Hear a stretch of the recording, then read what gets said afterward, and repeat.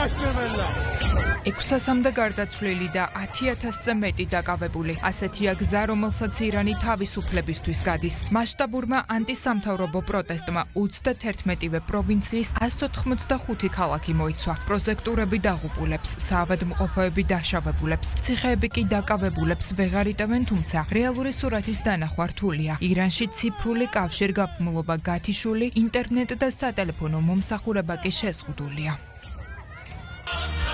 ანტისამთავრობო პროტესტს ოფიციალური თეირანის სამთავრობო დემონსტრაციებს უპირისპირებს. აიათოლა ალი ხამენეის მხარდასაჭერად დედაქალაქის ქუჩებში 10,000-ობით ადამიანი გამოვიდა. ირანის ხელისუფლება ანტისამთავრობო პროტესტის უკან ამერიკისა და ისრაელის კვალს ხედავს და კონტრაქციებს ამერიკულ სიონისტური ტერორიზმის წინააღმდეგ ბრძოლა დასაღებს.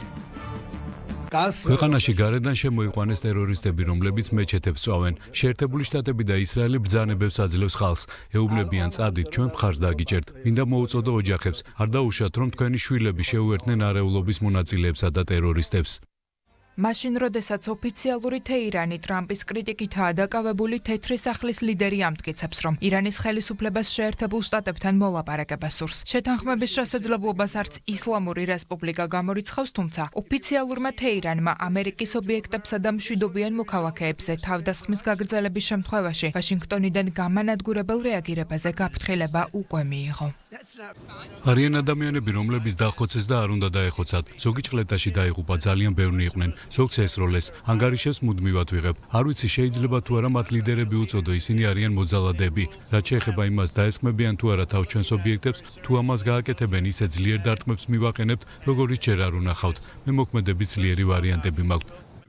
ირანის ბრალდებები მისწვდა ისრაელსაც, თუმცა საპასუხოდ მხოლოდ ქვეყნის ტირანიისგან გათავისუფლების პროგნოზი მიიღო. ნეთანიაჰუ ირანის რეჟიმის დამხობის შემდეგ ორ სახელმწიფოს შორის პარტნიორობის აღდგენაზე ალაპარაკდა.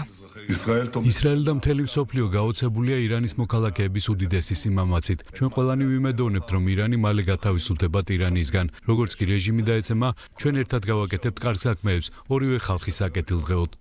არსებული ვითარება დაგმეს საერთაშორისო ლიდერებმაც ისლამური რესპუბლიკის ხელისუფლებას დემონსტრანტთა წინააღმდეგ არაპროპორციული ძალის გამოყენებისგან თავის შეკავებისგან მოუწოდეს და სანქციებით დაემუქრნენ.